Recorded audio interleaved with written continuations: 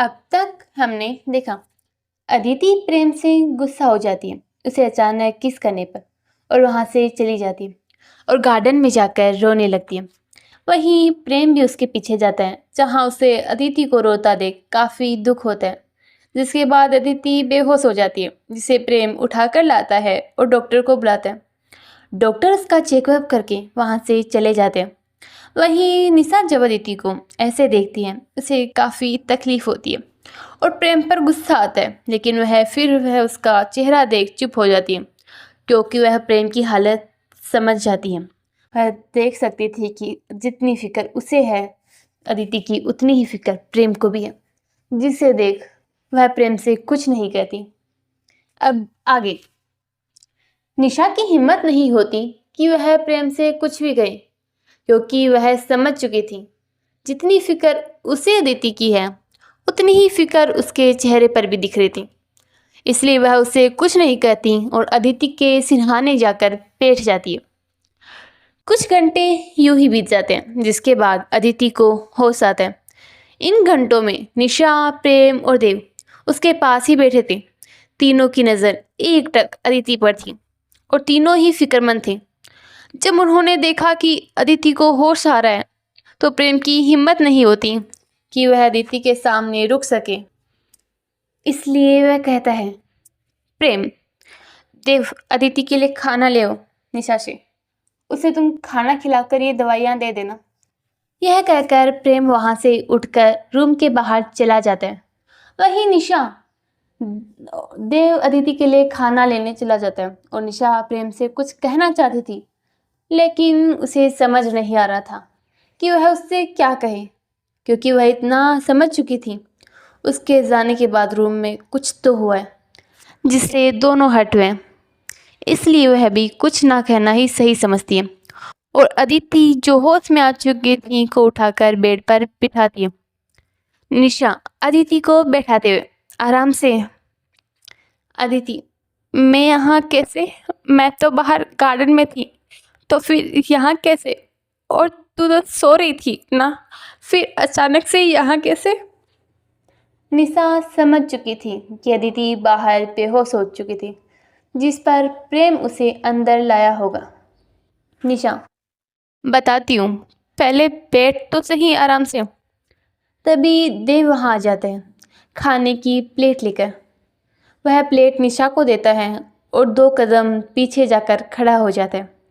निशा, चल पहले खाना खा ले फिर दवा लेनी है। अदिति, नहीं, मेरा मन नहीं है खाना खाने का, तो मुझे ये बताओ मैं यहाँ कैसे? निशा, पहले चुपचाप खाना खा ले। अदिति, मेरा मन नहीं है, कहा ना निशा, प्लीज़। निशा, ठीक है, फिर मैं अंकल को कॉल कर देती हूँ, फिर मुझे मत कहना। अदिति, निशा, क्या हर चीज़ पर धमकी देती रहती हो यार? निशा, बिना धमकी तुम्हें समझ कहाँ आता है? अदिति, ठीक है, ला दे। अदिति उस प्लेट से थोड़ा खाना खाती है और दवाइयाँ लेती है। देव, ओके मैम, आप दोनों बातें कर लीजिए, मैं बाहर ही हूँ, अगर कोई भी काम हो तो आप मुझे कॉल कर लेना। अदिति, ओके। देव वहाँ से चला जाता है। वहीं अदिति निशा के पास देखती है। अदिति, बताना शुरू कर, अब मैं यहाँ कैसे? मैंने खाना भी खा लिया है। निशा, तू बेहोश हो गई थी बाहर, इसलिए प्रेम तुम्हें यहाँ लेकर आए।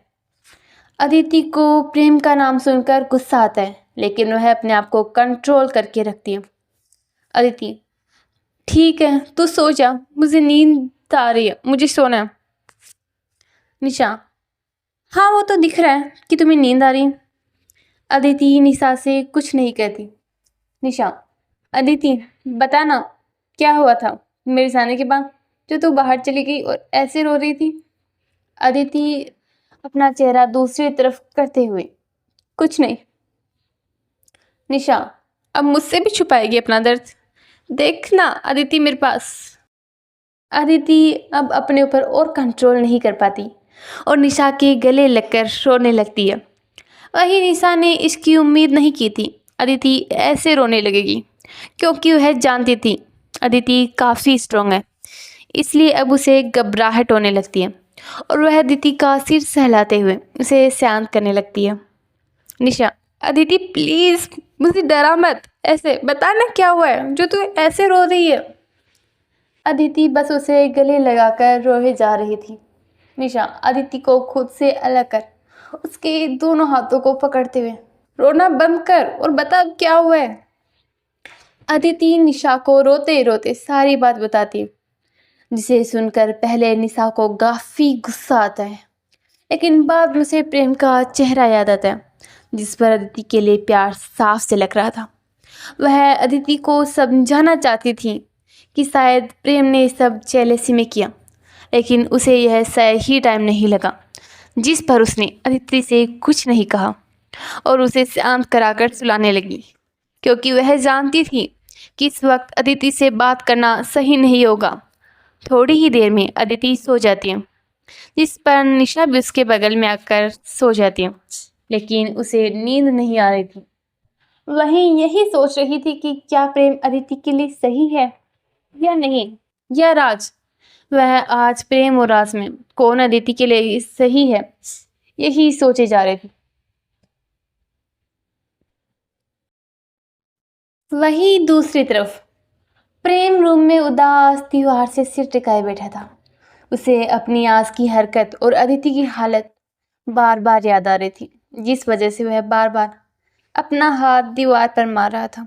वह काफी देर तक वैसे ही बैठा रहा, जिसके बाद वह अदिति को एक बार देखने के लिए रूम से बाहर निकला और अदिति के रूम की तरफ बढ़ गया, जहां उसने देखा कि अदिति सो रही है और उसके बगल में निशा। उस वक्त निशा ने आंखें बंद कर रखी थी, पर उसे नींद नहीं आ रही थी। जैसे ही उसने प्रेम को देखा, उसने सोने का नाटक किया। वही प्रेम अदिति के पास आकर उसका सर सहलाता है और 2 पल उसके पास बैठकर उसे अच्छे से ब्लैंकेट से कवर करता है और वहाँ से चला जाता है। वहीं निशा के चेहरे पर ये देख एक हल्की सी स्माइल आ जाती है और वह भी आराम से सो जाती है। हे डियर रीडर्स, कैसा लगा आपको आज का पार्ट, ज़रूर बताना। और हाँ, आपको क्या लगता है कौन सही है अदिति के लिए, प्रेम या राज? ये तो आगे चल के राज से आप अभी तक मिले नहीं, तो आगे मिल लोगे अच्छे से। तो बने रहिए मेरे साथ इस कहानी में, और मुझे यकीन है आपको ये स्टोरी ज़रूर पसंद आएगी। तो चलिए मिलते हैं अगले पार्ट में, तब तक के लिए बाय बाय।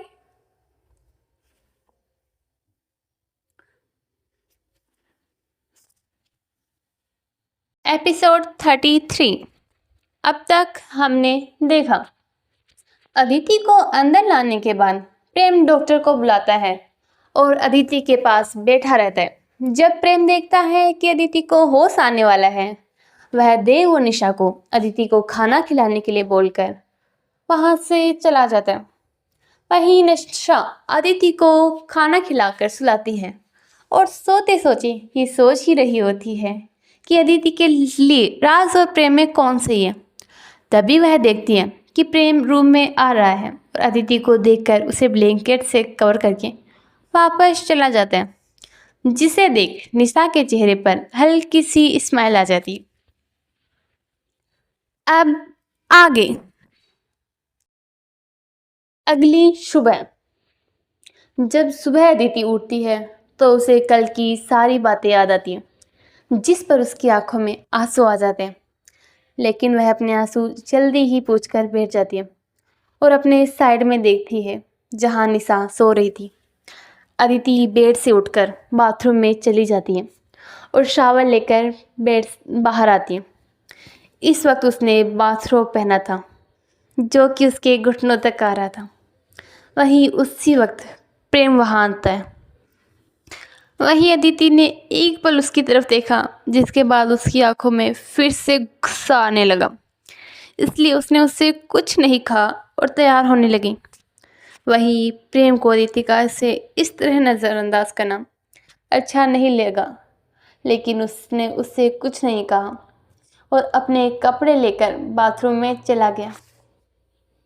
वहीं अदिति ने उसकी तरफ एक बार तिरछी नज़र से देखा, जिसे देखकर अदिति का मन एक पल के लिए पिघल गया, लेकिन जल्द ही उसने खुद को फिर से नॉर्मल किया। दरअसल प्रेम की आंखें इस वक्त बहुत ज़्यादा लाल थी, इस वक्त मानो वह सारी रात रो रहा था और सो नहीं पाया। ये सच भी था। जब प्रेम ने अपनी वजह से अदिति की ये हालत देखी तो उसे खुद पर बेहद गुस्सा आया और नींद तो उसकी आंखों से मानो बहुत दूर जा चुकी थी। वह सारी रात खुद को कोस रहा था कि वह कैसे बार बार अदिति को हर्ट कर सकता है, जिस वजह से उसकी आंखें काफ़ी लाल थी और उसका चेहरा मुरझाया हुआ था। थोड़ी देर में प्रेम शावर लेकर बाहर निकलता है। तब तक अदिति भी तैयार हो चुकी थी। प्रेम एक नज़र अदिति के पास देखता है, जो कि आज काफ़ी कमज़ोर और उदास लग रही थी। शोखी प्रेम को और तकलीफ दे रहा था। प्रेम, क्या तुम ठीक हो? आज की प्रेम की आवाज़ में दर्द साफ जाहिर हो रहा था। अदिति ने देखा कि प्रेम की आंखों में काफ़ी मायूसी थी और उसे अपनी गलती का पछतावा भी था। वह बड़ी उम्मीद के साथ अदिति को देख रहा था। वहीं दूसरी तरफ निशा भी जाग चुकी थी, लेकिन जब उसने प्रेम और अदिति को देखा तो उसने सोने का नाटक कंटिन्यू किया। अदिति, प्रेम को अदिति के इस जवाब से लगा कि अदिति शायद उससे बात नहीं करना चाहती और वह कल के लिए उससे गुस्सा है, इसलिए वह आगे कुछ नहीं कहता और नीचे चला जाता है। वहीं जब निशा ने प्रेम को ऐसे देखा तो उसे समझ आ चुका था कि उसे कैसा लग रहा है, लेकिन वह ये भी जानती थी कि इसमें अदिति की कोई गलती नहीं है। ये सब वक्त का कहर है, लेकिन वह अदिति को ऐसे उदास नहीं देख सकती थी, क्योंकि वो समझ चुकी थी कि अदिति को प्रेम को नज़रअंदाज करना बिल्कुल अच्छा नहीं लग रहा। इसलिए दोनों की सुलह कराने की उसने सोच ली थी। निशा हल्की स्माइल के साथ, गुड मॉर्निंग जान। Aditi, good morning. निशा, वैसे हॉट लग रही है आज। अदिति स्माइल करने की कोशिश करते हुए, अच्छा थैंक्स, अब उठ जा और तैयार हो जा, नाश्ता करते हैं, भूख लगी है मुझे, और तुझे जो पसंद आए वो ड्रेस पहन लेना। निशा, मन में, तुम्हें आदत हो चुकी है अदिति उसकी, और शायद प्यार भी, लेकिन तुम खुद भी नहीं समझ पा रही। तुम दोनों एक दूसरे से दूर नहीं रह सकते, फिर क्यों ये कोशिश कर रहे हो? देख, तू तो अच्छे से स्माइल भी नहीं कर पा रही है और ना ही प्रेम आज अपने इमोशंस को संभाल पा रहे हैं। फिर ये कोशिश मानना कि कल उसने जो किया वो गलत था, पर उसमें उसकी गलती नहीं थी। ये नया नया प्यार सब होता है तो उस इंसान को लेकर अनसिक्योरिटी बन ही जाती है, और उसी के चलते उसने ये किया। तो क्यों नहीं समझ रही थी, क्यों खुद को ही तकलीफ दे रही है? अदिति निशा के सामने अपना हाथ हिलाते हुए, क्या हुआ, कहाँ खो गई? निशा, कहीं नहीं, बस ऐसे ही कुछ सोच रही थी। अदिति, अच्छा, और ऐसा क्या सोच रही थी कि उसमें खो गई? निशा, अदिति एक बात बोलूं? अदिति, तुम्हें कब से परमिशन की नीड पड़ने लगी? जो कहना है सीधा बोल।